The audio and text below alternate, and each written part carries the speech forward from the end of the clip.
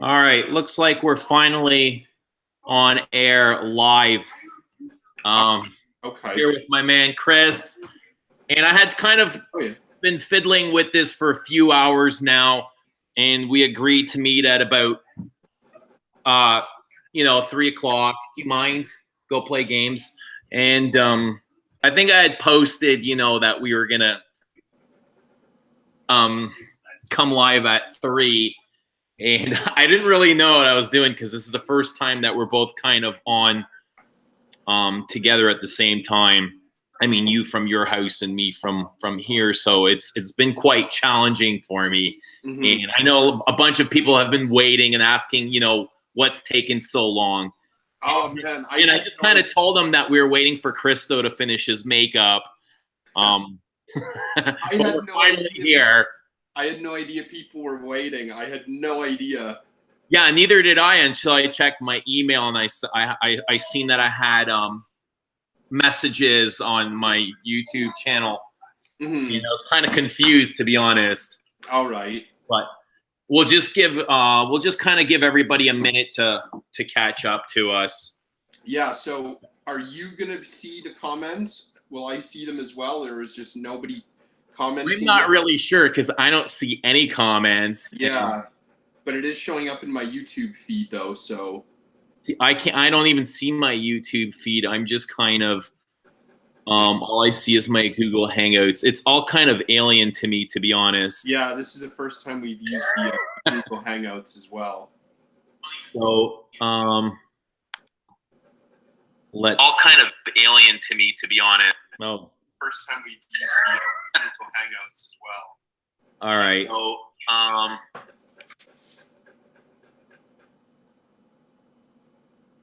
So I'm starting to see the comments, Oh, okay. I can't see them then. But I've got to kind of go on to my YouTube page. Okay. And the Google Hangouts is, the actual video is on a separate page. So just kind of give me a minute here to align everything. You with me? Oh, yeah. Okay, so we'll give them kind of a minute. Anyway, what's new with you? A lot. I don't know. I've started a new job and I'm just so overwhelmed. I literally don't have time to do anything. Hence, us not being able to meet up. I know you're incredibly busy as well. I don't have time to do streams because my times that I work kind of vary now and again. So everything's just kind of been hectic, and this is the first chance I've had to actually sit down where I haven't owed my family time. It's basically just go to work, come home and sleep, go to work, come home and sleep. So yeah, this is the first chance really since the start of May where I've had time to sit down and do a video. Right, and we've kind of talked several times about meeting up and getting together and doing some videos, and it's always been kind of like a last minute cancellation. Yeah. Just, yeah, scheduling and I know being too busy, but yeah. It's gonna happen. I know you have a couple of my bottles, so yeah. Anyways, I do have some news. I was over at the Dipti counter at Holtz, and I talked to the regional manager, and he kind of, this is the second time he's telling me that Toronto may be in the near future, within the next year or even sooner, be getting its own boutique, exclusive standalone boutique, which I think is fantastic. That's pretty cool. We both kind of talked about, taking the 8-hour drive to Chicago, the closest boutique to us, just to, take in the site and the exclusives that they have. And so if this falls through, we won't need to take that journey. It might take a while for it to open up, but yeah, we won't have to pop over to Chicago. Yeah, for sure. So they're kind of looking at, they're looking for bougie areas. I guess something similar to what Labo has. That sort of thing. Yeah, I assume it would be in that kind of bluer strip where That's right. A lot of the other boutiques are. That's cool. Right. You're hugely into Diptyque at the moment. I am. I'm a huge fan, and I really want to get my hands on those 4 exclusives. Mm-hmm. I've got here I'm not sure. Do you have this one? No, I don't. Is that the Jasmine? I think this is 2015 or 2016. I think that's 15. Yeah, because I think somebody can check and let us know. But they stopped actually doing these limited editions. So they have the Jasmine. They had the Rose de Mai after that came the black cube bottle. Yeah. And there was one more. I think you have the one before this. The Mimosa. That's right. The Mimosa. Yeah, yeah. But I have to say, I really hate these atomizers because I never really know how much I'm applying. Like, is one squeeze from the atomizer or the bulb the same as, one squeeze from a regular atomizer? I think not. It seems like a lot less. Now it's just like, how much less? Is it 25% less? Is it 50%? And I just keep spraying and spraying and spraying. Mm-hmm. So, but I do love this. This is it's a woody take on Jasmine, and it gets quite animalic and pissy. Mm-hmm. So it's really interesting. I haven't tried that in a while. I really wanted to pick it up, but I just never got around to it. But I do love the first one. I think it's 2014. So you can clearly tell that they weren't intending on having them into a series. So the first one is literally called just Diptyque Encens Six. That's right. There's no extra name. There's no number. There's nothing. And it was 100 ml EDP. Then next year, they came out with the Essences Encens Six Jasmine or whatever. This is a 75 ml. And it's an EDT as well, isn't it? I don't want to turn it upside down or they start leaking. Eau de Parfum. Oh, is it? Okay. Right. Okay, it's definitely smaller. And then, so yeah, you can tell they kind of realized they were going to do a series, but then they only did one more the next year in a completely different bottle. And then that's it. Like, they haven't done anything for 2 years now, so it's unlikely that they will.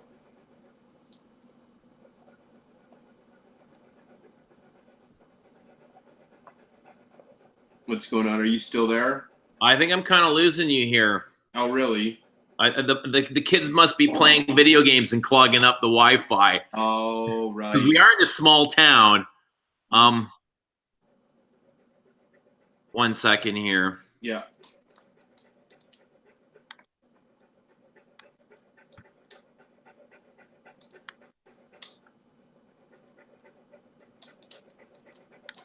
So anyway, when I did pick this up, I got I picked this up and I picked up Rose 31 at the same time. And I was on my way home on the highway. I was halfway home and I was stuck in traffic and I just started unboxing them, started unpackaging them.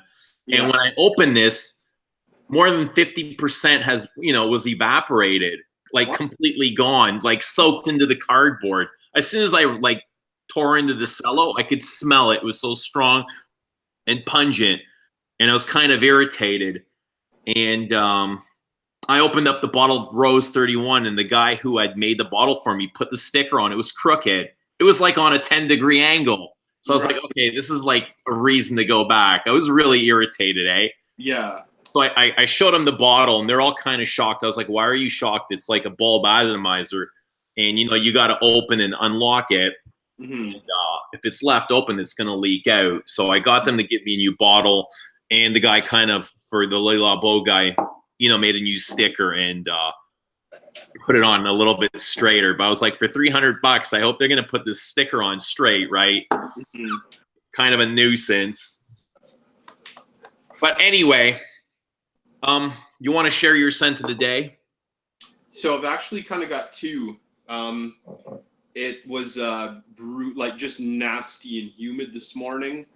Right. But it was really gray and cloudy as well, so it was quite deceptive. So I actually put on Queer Canage, expecting it to be kind of mild and cool out. And I walked outside, and it just, like, the humidity just hammered me. It was awful. It was disgusting. Like, borderline hard to breathe kind of thing. Yeah, And, it's really unpredictable weather we're having now. so it did rain a little bit, so the humidity's kind of broken. Mm-hmm. So I went with this in the morning, but it's pretty much gone by now. So you're probably not going to hear me say it very often, but I'm actually wearing an Atelier. Okay. My orange Sanguine, I went for this now that things have kind of eased up a little bit. I know they probably should have gone in reverse order, but I wanted to show this in one of my streams. I picked this up at Marshall's, like a branch of Winners, and I picked this up in like a travel set or whatever.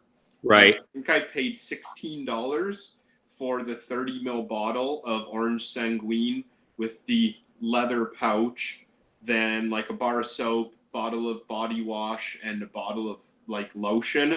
And it was like 16 Canadian dollars. $16 for how big is the bottle? I think it's 30.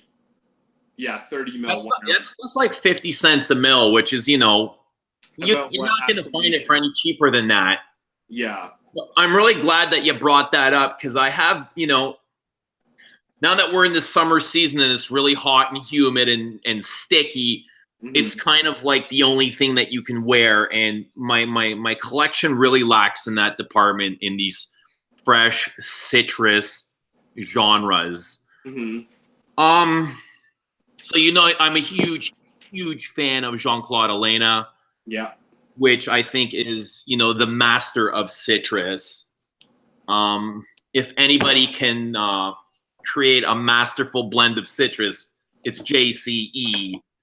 And I picked up Byredo Concentré, which I love. It's absolutely stunning, and it's all citrus.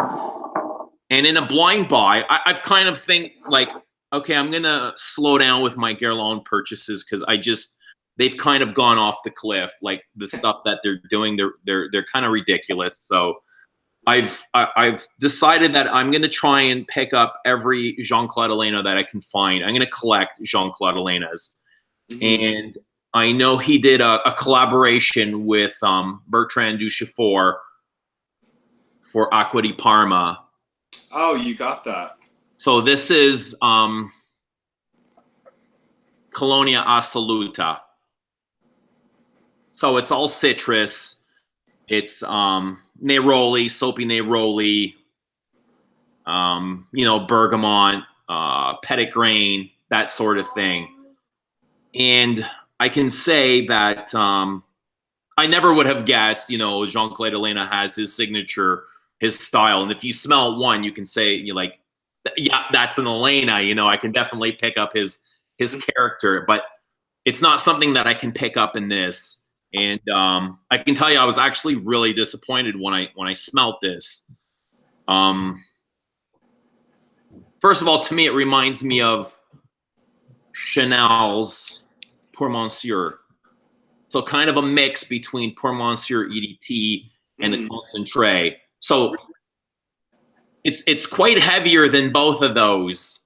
It's very heavy. I think it's all the synthetics in here. And it almost feels like, Jean-Claude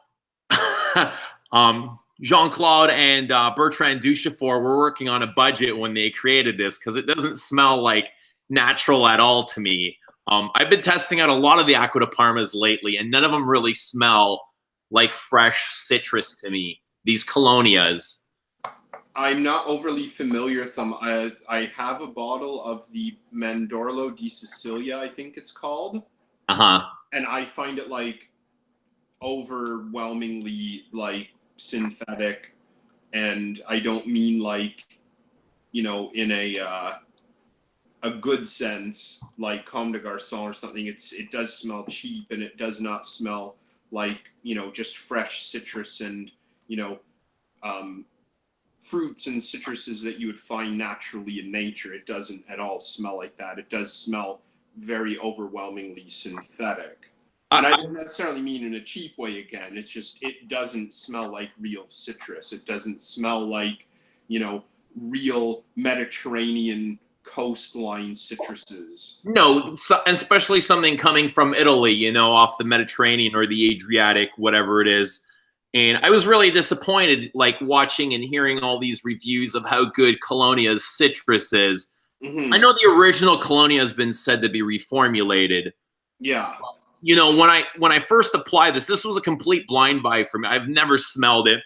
I was really excited, and you know, the moment I put on 3 sprays, immediately my head just became overwhelmed. I got a headache. It became cloying. It was really heavy. The citrus is so unnatural to me. You know, nothing like what he's done for Frederic Malle or even for Hermes, you know. Yeah. Um, Where did you pick that up? I actually got this at the discounter by my work. Oh, okay. I'm not sure what the retail is, but you know, even at discount, it was about 120, which is all right, I think. Yeah. I guess about the same price as the Chanel that I compared it to would go for retail. And this is nowhere as good as the, you know, the Chanel. The Chanel's 150. No, it's 100. It's 100 mil. Oh, okay. It's an eau de cologne concentration, but there's no way. This is really heavy. I think it's somewhere in between eau de toilette and maybe even eau de parfum. It's extremely strong and heavy, and the base is loaded with musks. And you know, it's something that they call musks. And if you've been, you know, smelling perfume for long enough, it's just kind of a note that they list, and it's not even a musk. It seems more like a carrier to make the perfume last longer and perform better, but it's something that you kind of get an association with musk, but I don't really get any real natural natural smelling musks in here. Yeah. So yeah, you brought up the Atelier, and I thought, okay, you know, I'll bring this up because I am looking for a really nice citrusy fragrance. And I don't know why I'm still looking, because I picked up Byredo, and this is absolutely gorgeous. I love this, and I don't know why I'm still looking, but I am. I guess as an enthusiast, we're always looking for you know, the next best thing. Yeah. So the Orange Sanguine, I actually like it. I don't love it. I don't think it's fantastic. I think a lot of the reviews, like the kind of, it's the best, most authentic orange fragrance there is. Like, I couldn't disagree more. Right. It's not really an orange fragrance. I actually get a lot of florals, and I think it's actually blood orange that's in here. So people saying it smells like freshly squeezed oranges and stuff, like, I don't see that at all. Right. A lot of florals. Like, I was shocked. Like, I get tons and tons and tons and tons of florals. It's actually got like kind of a creamy, lotiony vibe as well. For what I paid, I'm really happy with it. I wouldn't pay anything even remotely close to the retail price. I think on the box, the retail price for this little gift set was like $75 or something. Is like, no, not even close. I wouldn't pay anywhere relatively close to that. But it's good. I like it. I'm happy with it. But I'm still kind of looking for, you know, that summer citrus, which kind of brings me into what we picked up recently. We went and did an order online, and I actually did an unboxing for it, but there was a bottle that was broken. So I've already told you about this, but I haven't mentioned it. I did do an unboxing for it, but once I got to of course, the last box that I was opening was the one that was damaged, or the last perfume that I opened was damaged. So I got the Geranium Pour Monsieur for Eugene, 100 ml bottle. I haven't even opened this or anything. It's pretty stiff. Oh, there we go. It's funny. I had picked up something from one of the American discounters. It was a Frederic Malle, and the package actually came with cellophane on it. I'm not sure if I told you or not. No, I don't remember. It was the first time I had ever seen a Malle cellophane. They could have been at one point. I don't know. I think they're just kind of celloed after. Oh, they did it right. Because, you know, they're stored in the fridge, and when you purchase them, they take them out of the fridge and put them in the box, and and put the cover on. So the bottles I got, I ended up getting Nomad Tea from Comme de Garçons, the recently launched library series. where they take their discontinued fragrances and re-release them in this kind of uniform package. So Nomad Tea I picked up. This is from the Sweet series, which is literally about the only series Comme des Garçons ever did that I've not tried anything or had not tried anything from. They're long discontinued, very, very highly sought after, very collectible, very rare, very expensive if you can even find them. So Nomad Tea and Sticky Cake is the other one from the Sweet series that they put out. And I did try Sticky Cake as well in Toronto. There's a boutique that has it. And I liked it, but I like this one a little bit more. So I went with this and it's awesome. I love it. I'm really happy. It's like, I don't know, I don't really get the tea aspect as much. Like there may be a little bit of tea in there, but it's almost like a candied mint fragrance. It's very strange. I've never smelled anything quite like it. Is this from the line that's been re-released? Yeah. Yeah. So these are the original or re-release? This is the re-release. Okay. So they all look like this. The bottles before were completely different, but they're all in this. These are pretty much identical to like the Incense series bottles. Right. Same size, the same dimensions, the same cap. I've got so little experience with Comme des Garçons. It's really hard for us to find here. I guess you've really got to know them in your days in Indonesia. Yeah. Because I know even, hanging out with you here, we hardly ever run into Comme des Garçons. Yeah, there's a few places in Toronto that carry Comme des Garçons, but they carry very, very, very, very small percentage of the line. Even like the Nomad that we went into, the boutique that's gone now, they had the most I've ever seen, and they were still maybe like a tenth of what Comme des Garçons carries. Mm-hmm. Or maybe more than a tenth, but a very small percentage, like maybe a quarter or whatever. They have a lot more that they just don't carry. Right. And the prices were crazy. So there are a few that really interested me, and they've been on my list, forever. But it's just they've always kind of escaped me. Well, that's the broken bottle. So I got 2 bottles, and my second bottle was the infamous 2011, the one with the industrial glue note, that I've just been dying to try. Like, just my most wanted to try fragrance since it was released.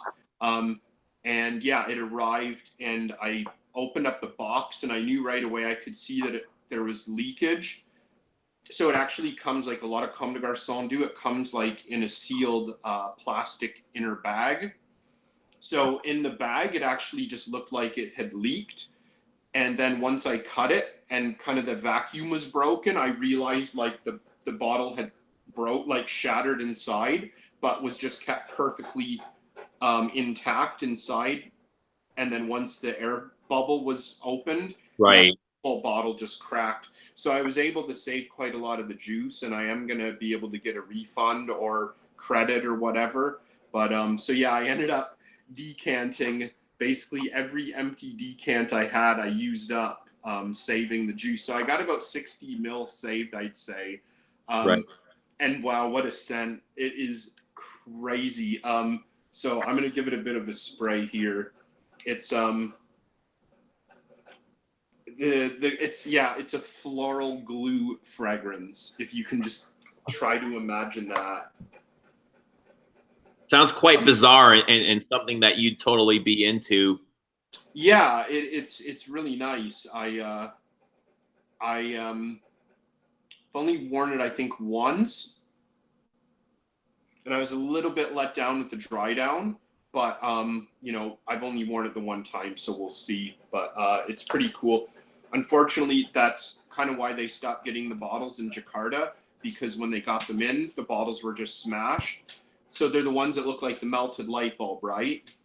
Right. They're so awkward shaped. So apparently they're very thin, and just the strange shape to them, it's so easy for them to break in transit. Because like all of our bottles were fine. They even sent these, which I was going to show next. These are the little samples that we requested.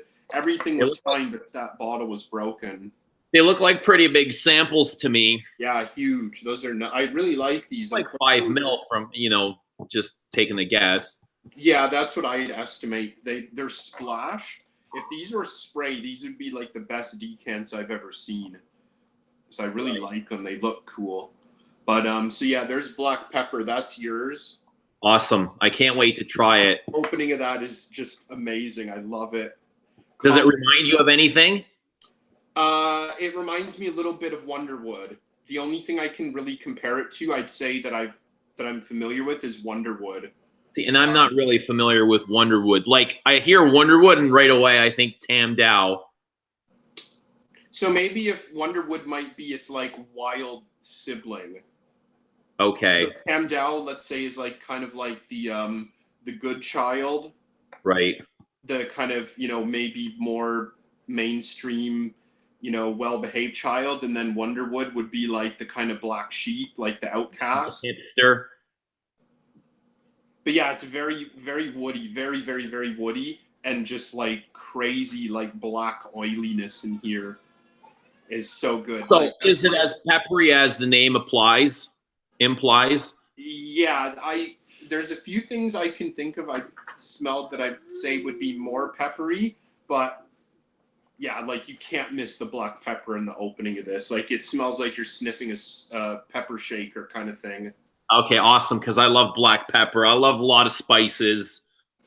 The spicier the fragrance, you know, I really appreciate it a little bit more.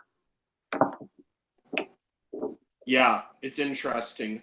So you've also got the concrete, which is weird. Like everyone I know, they're like, what does concrete smell like? Like it smells weird, and that's kind of all they can say. So it actually reminds me of food. There's an Indonesian food that this smells like, but I think it's just the spices in it.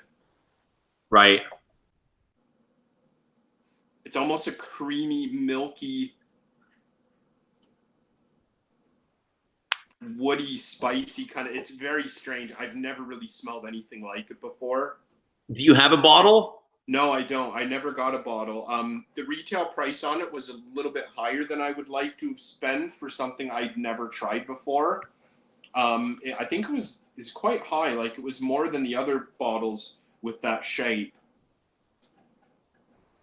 I don't really know if I get the concrete thing, but I just imagine Narciso Rodriguez is it Narciso's? Yeah, the EDT, the gray one. Yeah, the iris and the musks.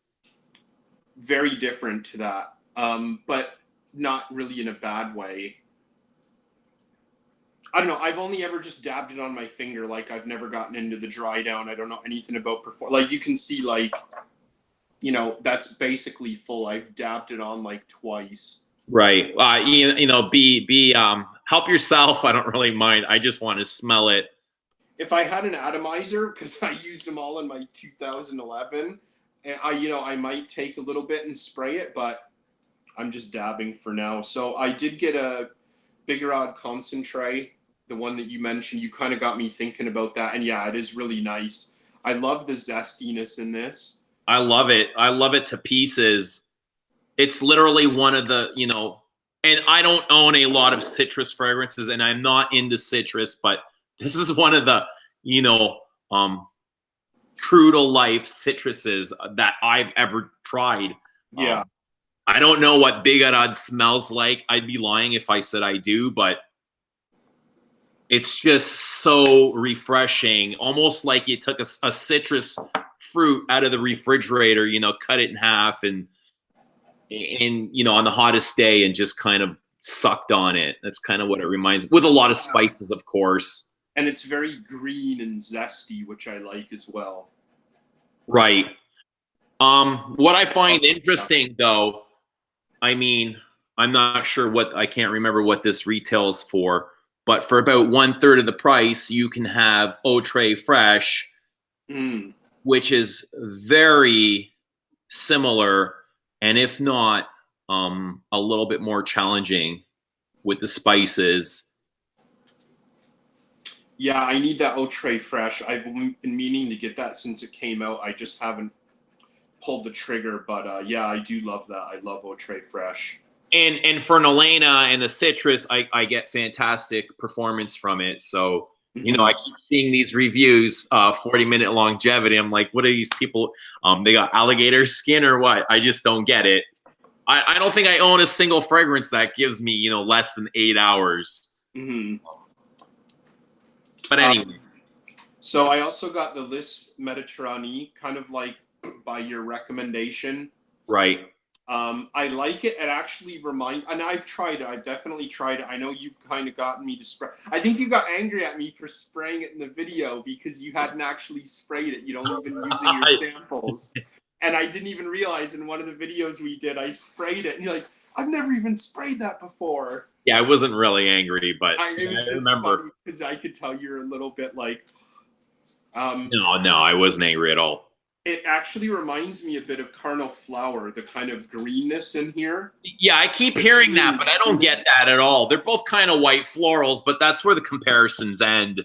I mean, Carnal Flower's tuberose and creamy and fruity and meaty, and this is like lilies, and they've got this aquatic, spicy ginger lilies and vanilla and musk, and I just find them so different. Well, okay, yeah, definitely different, but just the green weediness. Okay. Really just like, wow, this reminds me of, like, instantly it took me to Carnal Flower. Like, they're totally different, I know that, but just the kind of lush, greeny weediness. Like, you know those lawnmowers that collect the clippings when you cut the grass? Right. It just reminds me of, like, opening one of those, and it's just, like, wet, green, kind of weeds and mulch kind of thing. But yeah, okay. You get a lot more of the lily in there, but I like it. I do like it a lot. And then the last one I got was En Passant. Do you have this? You don't? I don't have a bottle, but I do think it's gorgeous. Because I was a little bit... That's the one with the cucumber vibe, the fresh cucumbers. I've been looking at it for a while because I've got a thing with cucumbers and cucumber notes. And I remember trying it intentionally at Holt Renfrew where they have them because I was like, yeah, I really want to get that for summer. And I remember trying it on the card and it's like, there's nothing here. I think I remember even giving it to you and you're like, there's nothing on the card. But now that I've got a sample and I can put it on my skin. Those are the ones that I love, though. You know, you can't pick up on the card, but once you spray them on your skin and you give them time to develop, yeah, they totally change. I really love those subtle, transparent, lightweight perfumes. I'm just kind of scanning over the comments here as we're talking. That's what I was thinking because we haven't addressed any comments. A lot of the guys are kind of agreeing that they would be mad at you as well for spraying. Your virgin bottle. Yeah. So here's I'll share with you my scent of are you done with your samples? Oh, wow. We got a lot of comments here. I got a few, but we'll mention them. So you go ahead. I've been hogging it for a while. Okay. So I'm in the newest release of Chamade. This is the woman's in the new B bottle from Guerlain. Kind of a green, floral, woody thing. And if I told you I know what all these florals are, I'd be lying. I've only ever smelt them in perfume. It's like galbanum and hyacinth and stuff like that. Black currant. I can't even say I've ever really smelt black currant. Is that something like, I don't know, like a raspberry or blackberry or currant? Black currant? Yeah, so they're like little berries. They're little round black berries. My grandma used to have currant bushes, and she would make currant jam. So I'm very familiar with the smell of black currants. Yeah, and all I know is it smells like it's unreal. There's got some aldehydes in here, and when I smell this, when I wear this stuff, I'm like, why am I still buying modern perfume? When, you know, there's stuff like this out there. So this is the newest bottle. It used to come in a canister like this. I think this is the Eau de Parfum. Okay. No, they're both kind of eau de toilettes. Oh, So okay. this is kind of the newest modern one, and this is the one that it was out before in the canisters that are discontinued. And I can tell that they've kind of been reformulated because this one's a little bit fresher and crisper, and it's got a little bit of more pop to it. So I do prefer this, but this is still a great, great formula.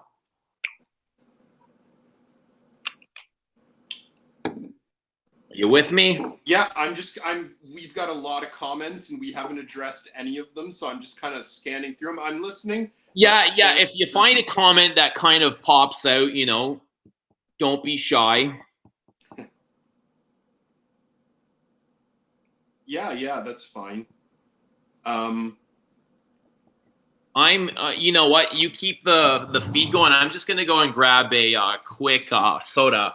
I'll be back sure. in 10 seconds. He says a soda, but who knows what he's going to do. So in the package that we picked up, we did get some other samples. I'm gonna give this to Eugene. This wasn't even asked for, and they threw it in. It's a French lover, Frederic Malle. He does not have this. I do, and he's been thinking of picking it up recently. So yeah, I'm just gonna hand that over to him. And it's I don't know. It's interesting. I love how the European version is called French Lover, and the North American version is Bois d'Orage. Right. So for the French, they give them the English name, and for the Americans, we get the French name. Yeah, exactly. Considering like half of America can't even speak French.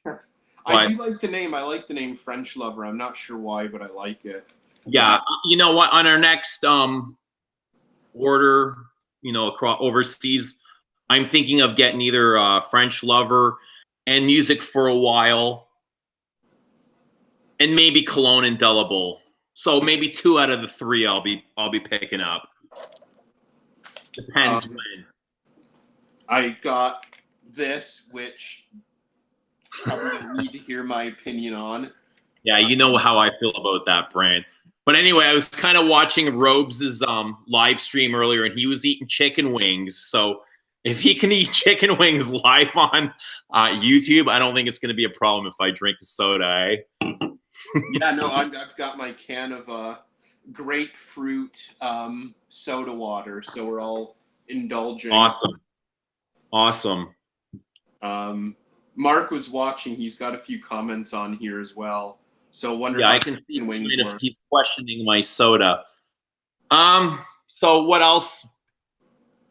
I'm not sure. I haven't mentioned to you, and I know you don't actively watch YouTube reviews for whatever your reason is. So I'm sure you haven't seen my video, and I haven't even told you that I picked this up. But this is the newest from Tom Ford. Oh, gray leather, rebottled. So it's like the ombre leather 16 from the private blend. Kind of a take on Tuscan leather. It's ultimately a Tuscan leather flanker. Okay. In my opinion. And I love Tuscan leather. I thought at the time I really wanted to get ombre leather 16, but I didn't really want to pay, Tom Ford private blend prices up here. What were they, like $260 for 50 mil? Yeah. And there was just so many other things that I wanted. So this came out. It's now in a 100 mil bottle, kind of shaped like, a Frederic Malle bottle, but it's all black. I said somewhere Tom Ford shit out a Frederic Malle bottle. It's kind of what it looks like. But it's gorgeous. I love it. I've had it for about 2 weeks now, and I've been wearing it like constantly, unless it's like super hot out. But did you get that at retail, or did you find it discounted? I did. I got it at retail. Okay. Interesting. I just saw someone post that bottle this morning. It probably won't be a while till it comes out, on discount. And being in Canada, we don't really have access to all the good discounted shit. Now, is that an adult soda you're drinking there? This is actually one that you recommended to me. Okay. This is I'm not even sure of the brand. But that's Collective Arts for sure. that's right. State of Mind Session IPA. Yeah, those So are good. I don't drink much beer. I only drink like on the hottest days of the summer. And I'll have maybe a couple glasses of wine at Christmas time, and that's it really. I can count, like every single year, I can count on both hands how many drinks I'll have. But I was out with Chris. I'm just going to tell a little story here. And we were out sniffing one day, and he's like, "Do you mind pulling over at the beer store?" So I was like, "Sure, whatever." And he jumps out, and he comes back with two bags. You know, one was for him, and he's like, "This is for you. I want you to try these." And he hands over, like, I think there were 6 different craft beers in there. I can't remember what they were, but you were just like, "Here, I want you to try these and let me know what you think of them afterward." Mm-hmm. So that, you know, you kind of got me onto the craft beer. And I think it goes hand in hand with perfume, you know, like you yeah, look at totally. Budweiser and Canadian and Coors, like, you know, the mainstream designers, and then you get the craft is like the designers, you know, the niche, you know, some's great, some's terrible, some's just trying to cash in on the trend, some will be around forever, some has been around forever, you know.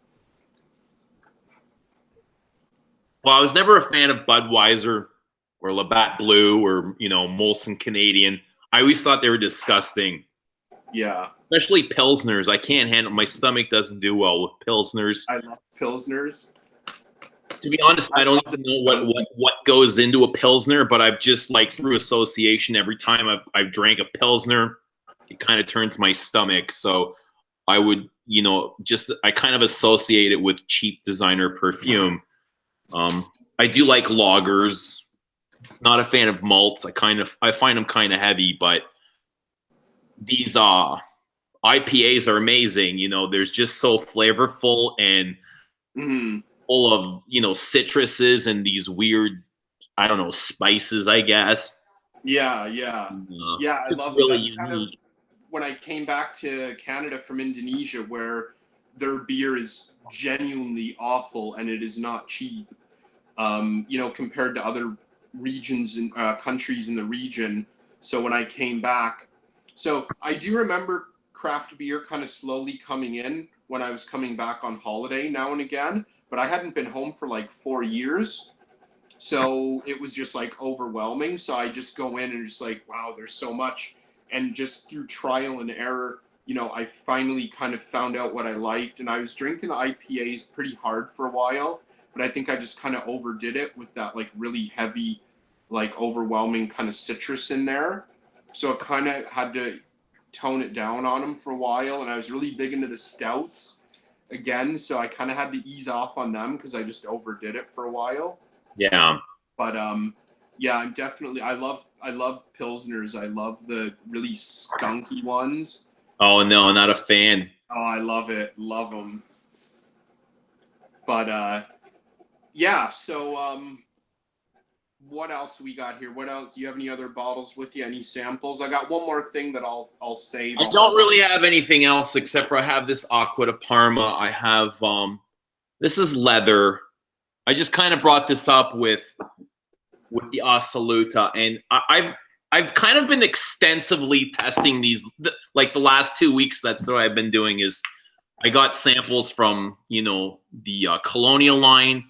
I've got all the samples from this is the ingredient line, the brown bottles, and I haven't even touched the blue. Is it the Mediterranean line in the blue bottle? Yeah, I know what you mean. I'm not sure the name of them, but yeah. They don't excite me one bit. I just see the color of the bottle, and I just want to be, you know, ignorant to them. I don't know what it is. I'm gonna start with these. So I kind of, you know, I tested these, and I don't think I've really found anything I like. You know, there's the Colonia, there's the Essenza, Intenza, Assoluta. I think the newest one, is it Pura or Pura? I think that's the one I like the most, but I don't know. But it really reminded me of like an MFK. Mm-hmm. It's almost like MFK does Axe. That's kind of what came to my head. But you know, so after testing the the Colonia line. I'm kind of done with it. I'm really disappointed with the style of citrus they're using. They're really heavy and they're just so unnatural. Now the ingredient line, this is the one with, you know, leather. I like it. I find it kind of a copy of Tuscan leather. I love Tuscan leather. I love that style of leather. I think this is a copy, maybe a, you know, a fresher version. Obviously, it's not identical. The oud I like, but it's a personal thing. It's like one of the first niche fragrances I ever tried, and when I smelt it, I was like, wow, this is like absolutely amazing. But you know, now 6 or 7 years later, looking at it, I don't think it's a very good fragrance. I think it's just loaded with a bunch of crap.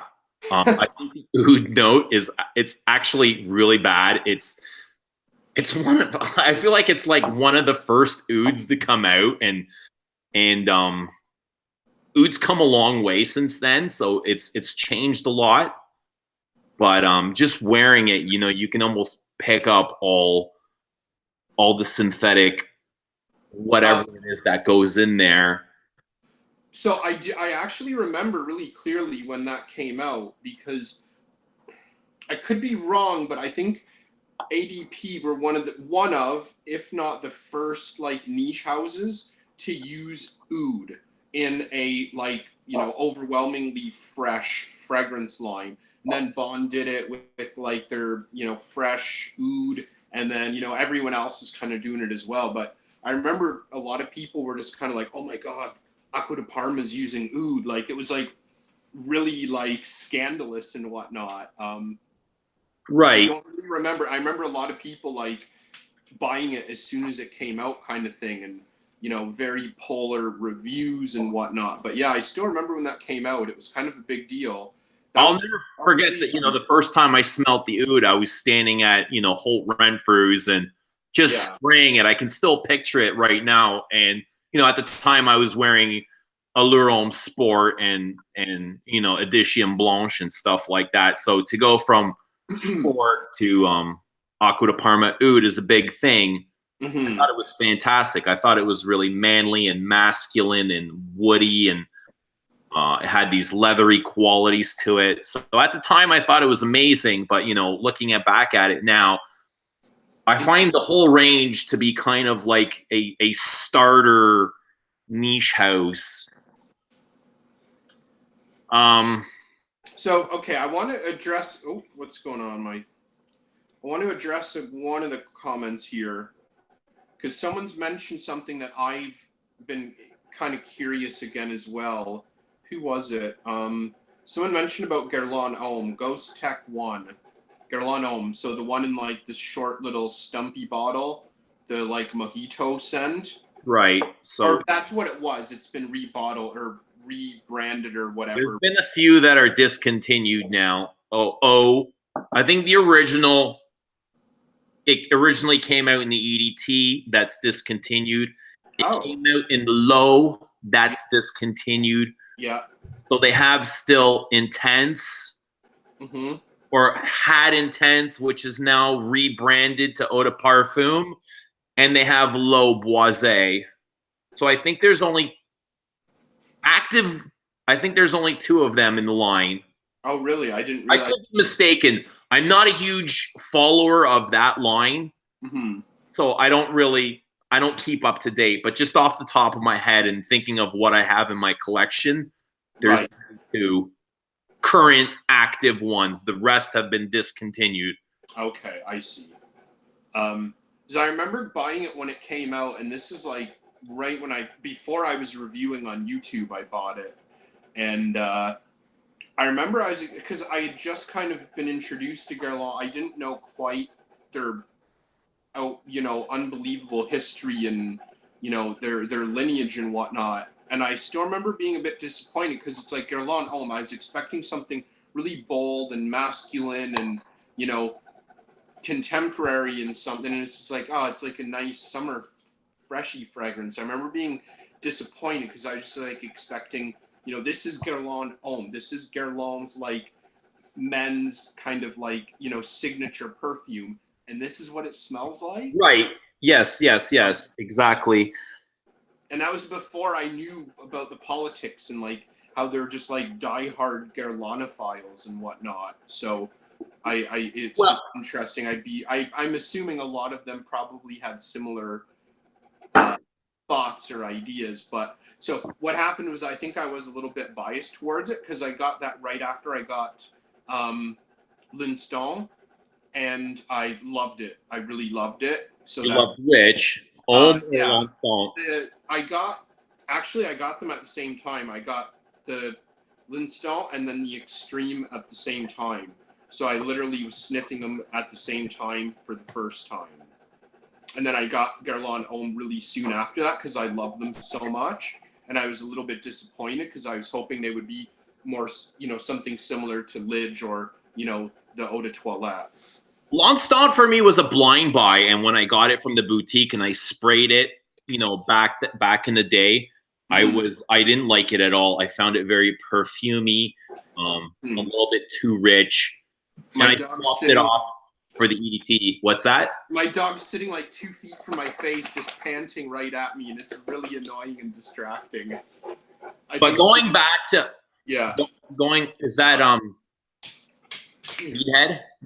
Oh, here he comes. All right. Anyway. Going back to Guerlain Homme. Yeah.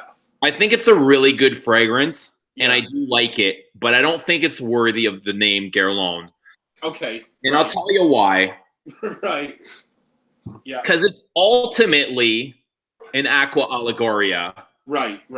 If you smell, a number of aqua allegorias, it's got that soda pop fizz in the opening, that citrus.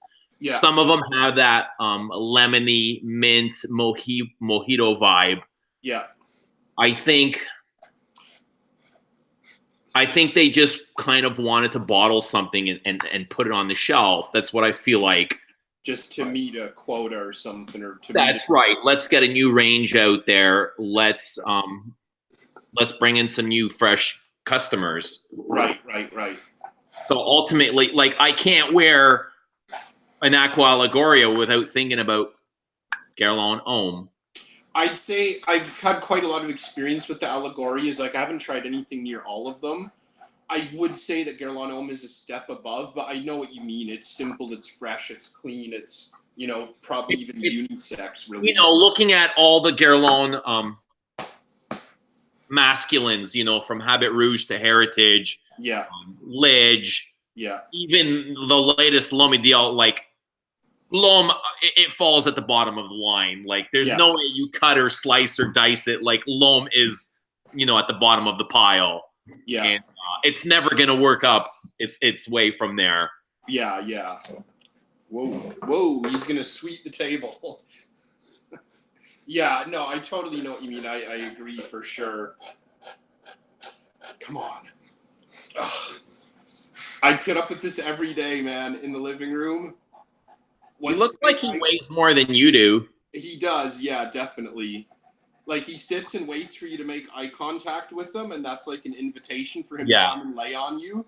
Right. And once he lays on you, you have to pet him, or he gets all weird. Yeah, like that. He knows if I stop petting him, he has to. Yeah, come on, lay down. Yeah. Anyways. Okay, so what else? Is there anything else that you want to talk about? So, yeah, one more thing. Let me put him out because he's being annoying. Come on, let's go. Give me a minute. Yeah. All right, let's go through some of these comments here.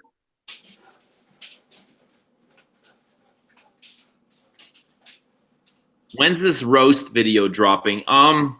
It's going to come. I don't think Kirsto wants to be a part of it, so I just might have to do it solo.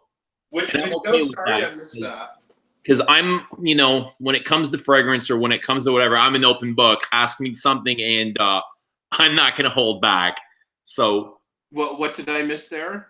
Somebody's asking when the roast video is coming. It's not going to be a roast video. It's just going to be, my favorite commercial perfume reviewers video. Oh, okay. What do you think of the new Chanel Blue? I haven't smelt it.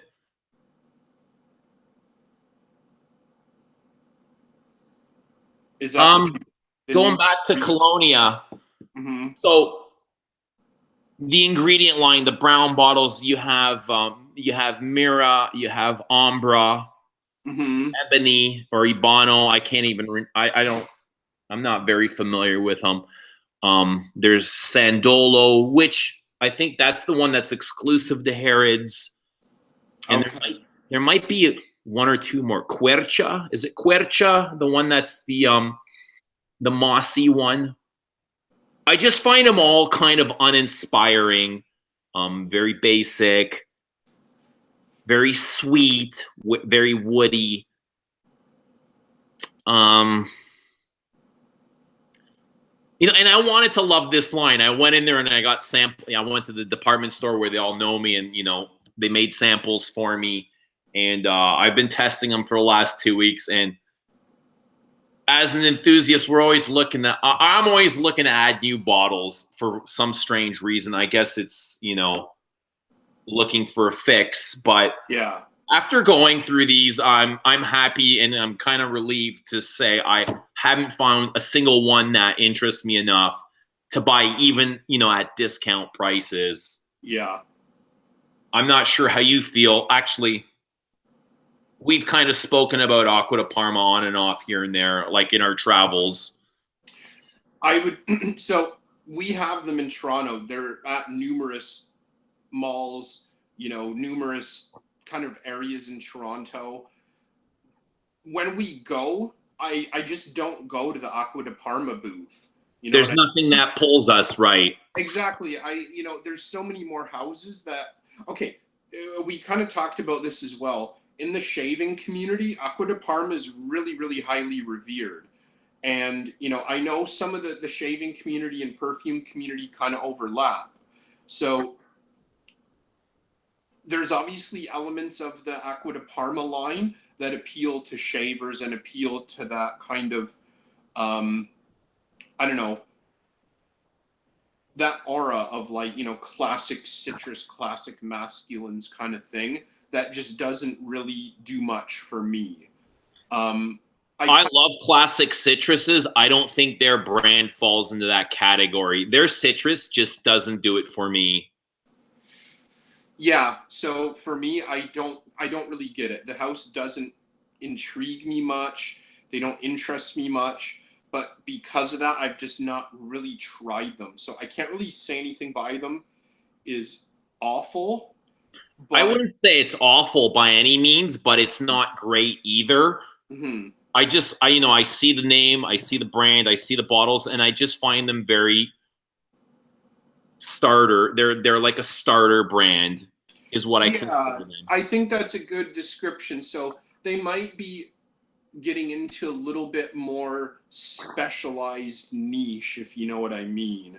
So you're getting into niche, then you're getting into niche that is based around, classic classic citrus, classic masculines, classic feminines. Although I think the house generally does sway a little bit more masculine or unisex, if you know what I mean. I would agree. So I think it is kind of getting into like entry level niche, but then kind of specialized niche again, where it's not just like Bond Number 9, which is kind of like entry level niche. You're getting in where it's specifically about classic Italian citruses, kind of like right. They have a theme that runs throughout. Exactly. Where Bond Number 9 is kind of like staggered all over the place. Yeah, they've got a theme, but it's not really a theme in the scent. It's just a theme on their gimmick or their bottles and marketing or whatever. But yeah, I totally agree with you.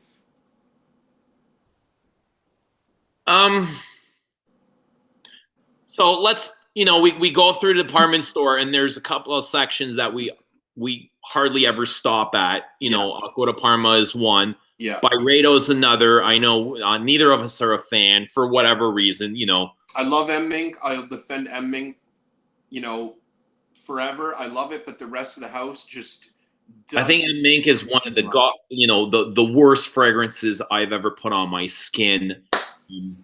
I can understand your appeal to it. To me, It's the actual scent itself. Not so. There's two things that I look for. I like a quality and I like craftsmanship. Mm-hmm.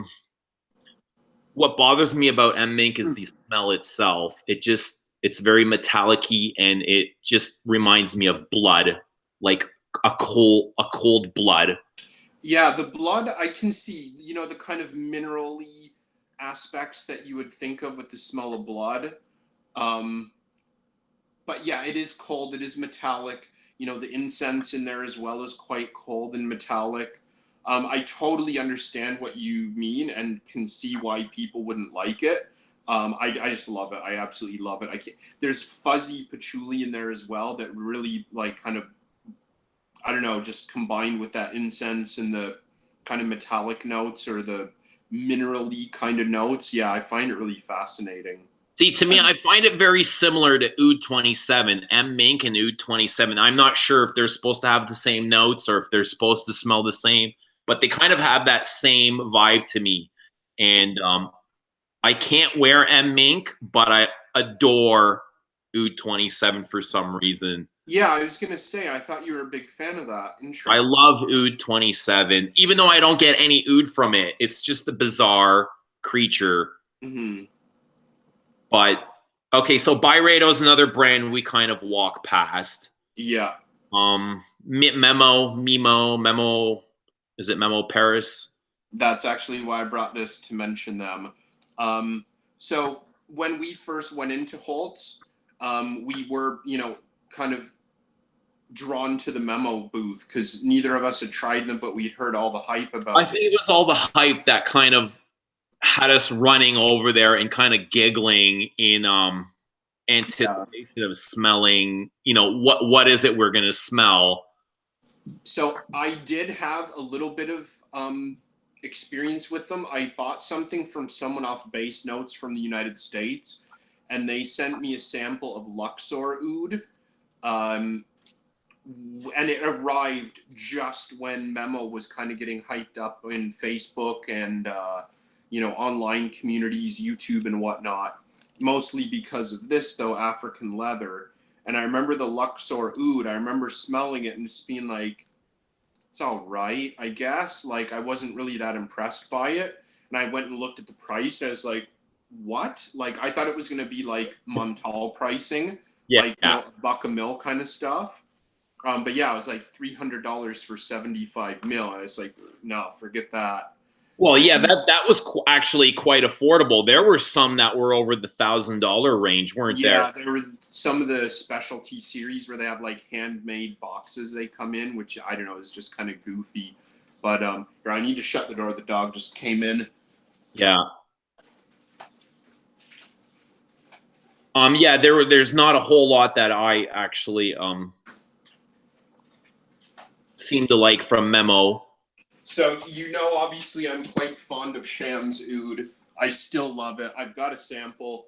I can say the dry down is not really that great, which is not surprising, but boy, the opening couple hours on Shams Oud are just amazing. Like, I think they're some of the most like authentic, like kind of, I don't know, campfire embers I've ever smelled. It's just, I think it's amazing. So the one thing I will say, no matter, how much I can't stand Memo, they do have very, very bold openings, which I can appreciate, and I can understand how people get drawn into them. So even like African leather, the first time I sprayed this does have very interesting opening notes. It's like geranium, cardamom, bergamot, cardamom. Do you actually get leather from it? No, not at all. In To fact, me, none of the leathers I get spicy cardamom. None of the leathers I dry, get woody ambers, which I find in pretty much most of the range is those dry, woody, synthetic ambers. So the opening couple seconds of this are just like, wow, that's really bold and daring. But then after a couple minutes, it kind of settles, and something in here really clashes with me I don't know if it's like the cardamom and the geranium, but something in here really, really clashes on my skin. And I've actually kind of gotten queasy from wearing this before. Yeah. It was just a little too hot out. And I don't know, just, yeah, there's some really, really conflicting notes in here that really bothered me. But their Italian leather is disgusting. Like, it is one of the worst fragrances for the kind of, it's like $5 a mil or something. Like, I'm shocked, like, how horrendously awful it is. It literally smells like sweet wax. Yeah. Like, you know what, like, people will know that kind of synthetic wax smell that you get, both synthetic and cheap smelling, I mean. And it's terrible. It's awful. I wore it once and I kind of got sick and I couldn't wear it again. So my sample's been sitting in my kind of box or bin or whatever. Well, I have to agree with you. I'm not a big fan of the house. I don't think there's a single one that I would purchase at discount, let alone retail. Shams, I would totally grab. I'm just not a fan of the aesthetics, you know, the brand aesthetics or what they're trying to put out there. Mm-hmm. You know, I like, you know, the bold themes that they're trying to do, but they're not doing them well. No, I don't.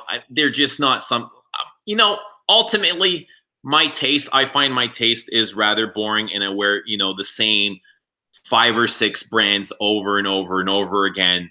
Mm-hmm. And they're just the ones that seem to do it for me. Yeah, no, you know what your safety zone is, right? You know, right. The comfort zone. I know, right. Totally know what you mean, and I don't think it's really boring. It's just you know what you like, and I know what I don't like. Yeah, and a lot of the times I prefer to talk about things that I don't like than the things that I do like. Mm-hmm. It might just be, you know, the cynic in me. Like, it's even when I watch soccer, I get much more excited when I see the shooter miss than when I see than the excitement I get when somebody scores. You know what I mean? Really? Okay. Yeah. So when I see the opposite team miss the ball, I get super excited. But when my team scores, I'm not as excited as when the guy missed the ball. So it's almost like, you know what I mean. Just watching somebody fail miserably. Sure, I get it. I totally get it. One last thing. I actually did a collaborative review with this. It hasn't been uploaded yet. This is Aqua Celestia from Maison Francis Kurdian. So there's a guy from Indonesia who I never actually knew or met in Indonesia. But he'd been watching my videos for a while and then kind of got in touch with me after I moved back to Canada. So we kind of text and talk once in a while. But he actually has his own channel, but all the content's in Indonesian. So he's got very, you know, specific following and whatnot. But we reviewed Aqua Celestia for my channel, and then we reviewed Aqua Universalis for his channel. So I was like, yeah, I'll put up Aqua Celestia first. I've got a bigger base. You know, I can help send some followers to you. Then you can put up your video. And I just haven't had time to yet, of course. So I feel kind of bad because we spent quite a lot of time doing both. And yeah, I'll get them up eventually now that I'm kind of. What do you think of Aqua Celestia? I love it. I absolutely adore it. I blind bought it. Basically because I found it online for an incredible price. And I love Aqua Universalis, and this had just come out. Like, it wasn't even in stores for a few months, and I found it very discounted, new in box, and blind bought it. Kind of a little hesitant because I really didn't like the, what was the one that came out after Aqua Universalis? Forte? No, the whole new name, the whole different name. Aqua Universalis. I'm not really sure. Vitae, Aqua Vitae. Yeah, Aqua Vitae, that's right. I didn't like it. I didn't really like Aqua Vitae. I found it really boring. It's so similar, though, like Vitae and Universalis. And I mean, they're not identical, but I just find Vitae, even Celestia, the base of these is all the same kind of musks, and Yeah. I'd really like to see him change something up. Give us something new and different, and go a different direction. Yeah, the house just got bought out, so I doubt that will really happen. What I've really noticed, what the big change since he got bought out is, I guess all this money came into the brand, and now we see you've got options of 75 ml bottles and 200 ml bottles. Mm-hmm. And not only that, but a lot of the eau de parfums are available in pure parfum concentrations, which he never had before. Okay. Yeah. I have to admit, I've not really followed MFK in the last couple of years. The prices are just too much for North America. The MFK website that I had been ordering from Paris, they don't ship here anymore, so I've just kind of lost interest in them. I'm not going to pay like $400 for this. No way. After getting them for 200. No, there's way better perfume out there, especially at that price point. So something else worth talking about crappy fragrances being bought out and prices going up. Kilian. So I sent you the article. I think you said you'd already seen it though. So his prices are expected to go up to, what was it, $400 or $500 US?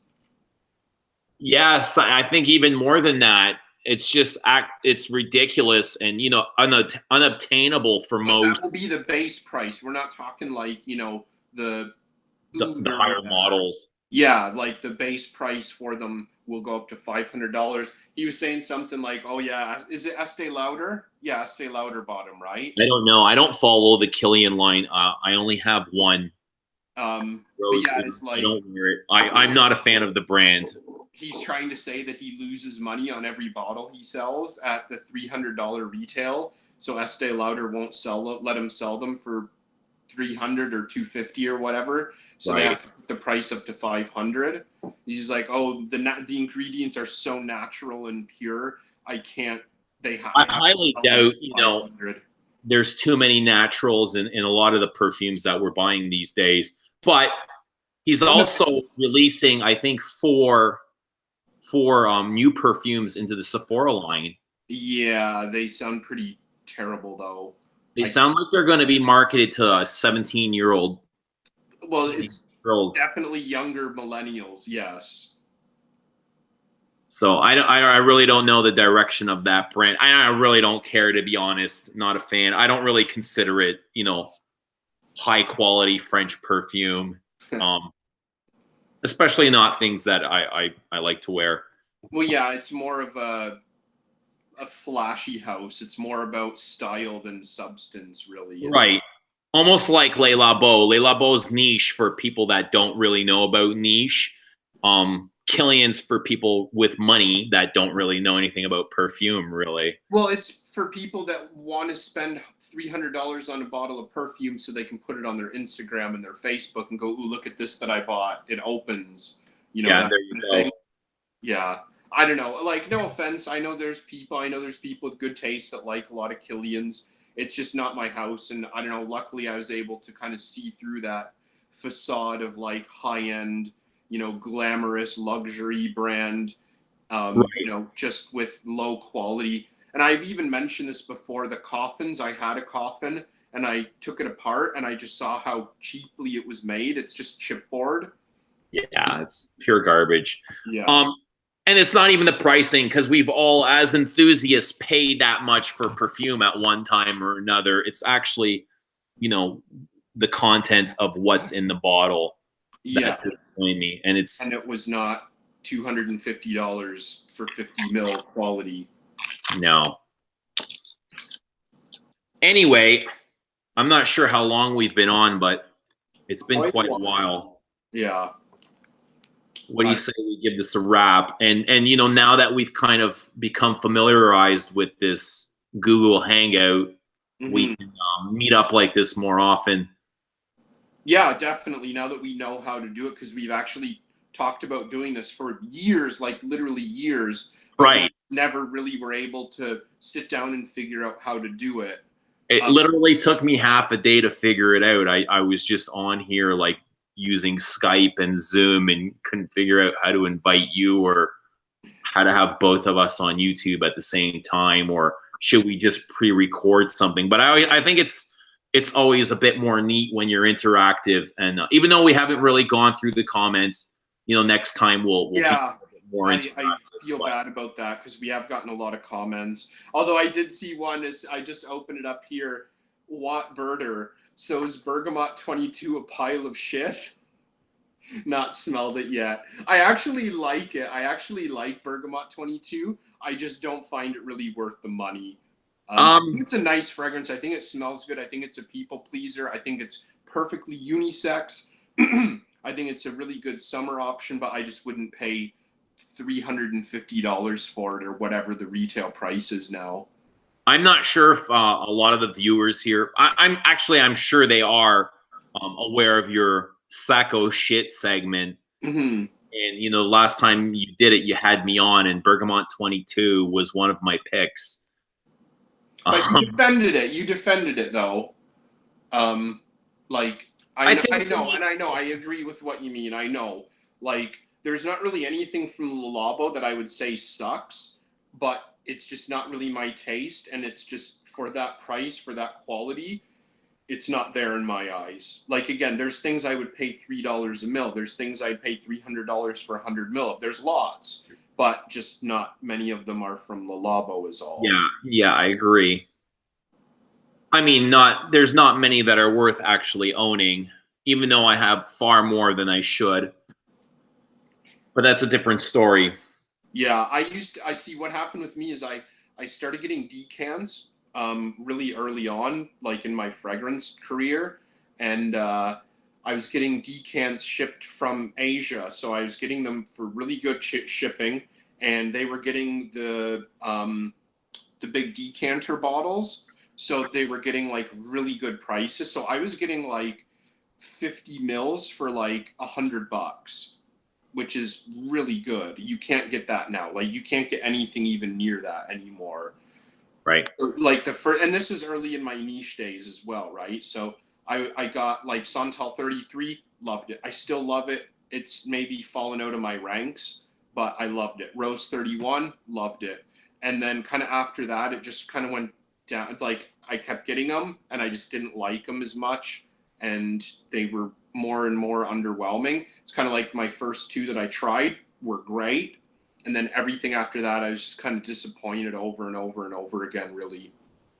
Yeah, I actually did a video on Le Labo, and Santal 33 is a huge disappointment for me. Like, I like the theme, I like where it's going, what it wants to do, but ultimately the fragrance is really cloying. It gives me a headache, and I don't think it's crafted really well. It comes off very synthetic to me. It's way too loud, you know, for being green and fresh and having fresh notes.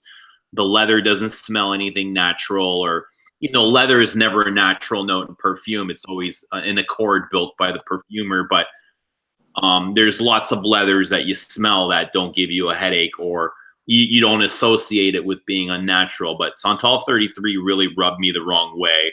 Yeah. More for the craftsmanship than what it's actually trying to do.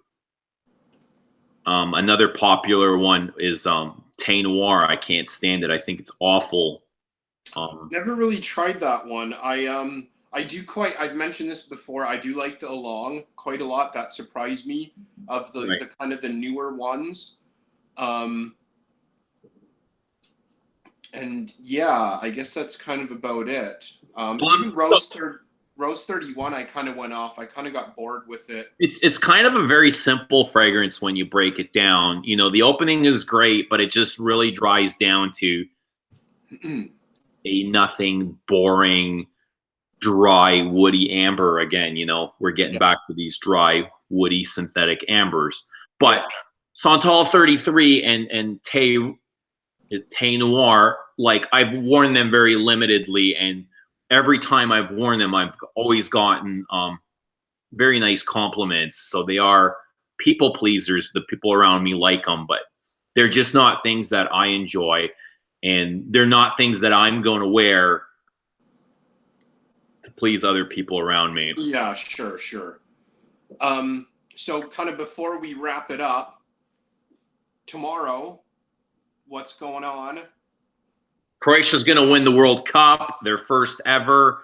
I think it's a fantastic feat considering, you know, this is only their 5th World Cup. They've only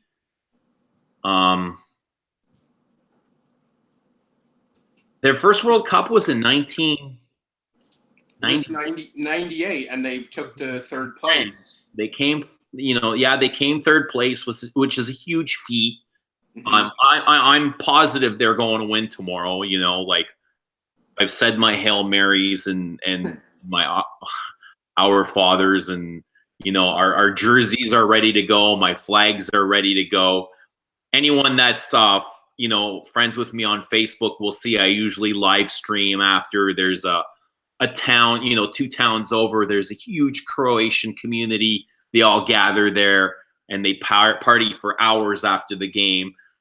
There's lots of booze, there's lots of singing, there's lots of chanting and cheering and that kind of thing. So the kids are ready to go. We're all excited, and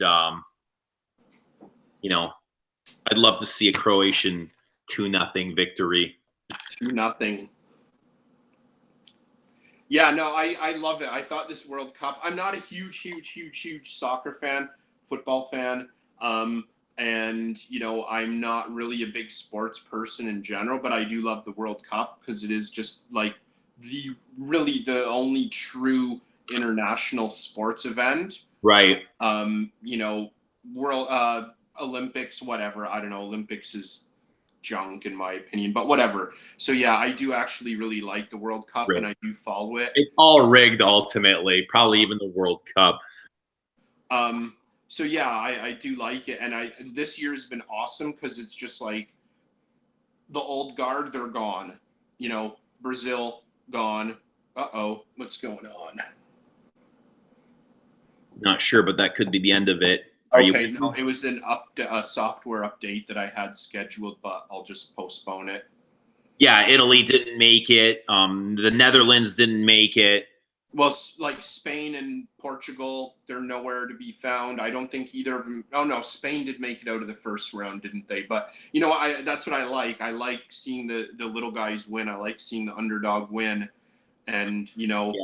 Yeah. Well, Croatia has a special place in my heart. Like I was born here in Canada. My parents are both immigrants. They came in the 70s. When I started kindergarten, I couldn't speak a word of English. My parents didn't speak any English. I went to school my first day, and all I can speak was Croatian. I've been to Croatia many times. You know, I've gone up and down the Adriatic. You know, from the north to the south, and all across Bosnia and Herzegovina. I think it's one of the most beautiful countries in the world. So I'm really attached, and I'd be delighted with a Croatian win.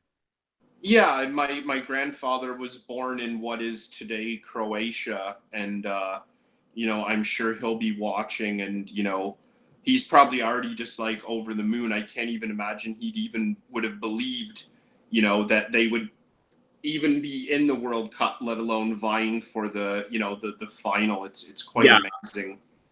I never ever thought that I'd see them in the final, but you know, yeah, it's just amazing how far they've come. Yeah, absolutely. So what are you going to wear tomorrow? What's your scent of the day going to be? I'm going to wear Philosikos just because, you know, all the time that I've spent in Croatia, figs are free and they grow naturally and abundantly. And there's not a single street that you can walk past and not find a fig tree blooming with figs. They are absolutely everywhere. So Philosikos reminds me of my summers in Croatia. And I've worn it for the last 3 victories, so I'm going to wear it again tomorrow. Nice. I like the logic in that. Yourself? I'm going to be a little more random tomorrow when I leave the house. I'm assuming it's going to be like scorching hot. So I might do like a menthe fresh or perhaps like the geranium pour monsieur. I'll wear your geranium pour monsieur. You're going to spray it first again, eh? I've got a bottle. That's why it would be even cheekier. But yeah, no, I'll probably go for one of those two. I gotta say, like, I've actually had it in the works for a while where I'm gonna do Geranium Pour Monsieur versus Menthe Fresh, and Yeah. I love them both so much. Like Awesome. really, I do. I can't wait to get to know my Pour Monsieur Geranium. Yeah. Anyway, someone asking here, what time do they start? I think it's 11 o'clock Toronto time. Yeah, 11 Eastern Standard. Okay, so it's been great chatting, and we'll do this again really soon. Yeah. Let's cut this. Cool. Yeah, We're probably well into 2 hours here. I don't see a timer, but yeah, sorry to everyone about comments. Just kind of new to us, so next time we'll be more on the ball and we'll kind of take them. But yeah. So, yeah, it was great seeing all the viewers, and I can just kind of over here on the side scan them really quick. But it was great to see everybody. Yeah, I literally can just see Eugene and myself. I don't see any of that, so that's why we're not able to field as much. But anyways, yeah, next time we'll do one on my channel. We'll just kind of go back and forth. Yeah, for sure. Awesome. Well, it was good talking to you. Good seeing you, and likewise. And we'll see you soon, like in person, and we'll do a live stream then. Okay, everybody, and yeah, take it easy, and Croatia for the win tomorrow. 2-0. Yeah. Ciao. Okay, later.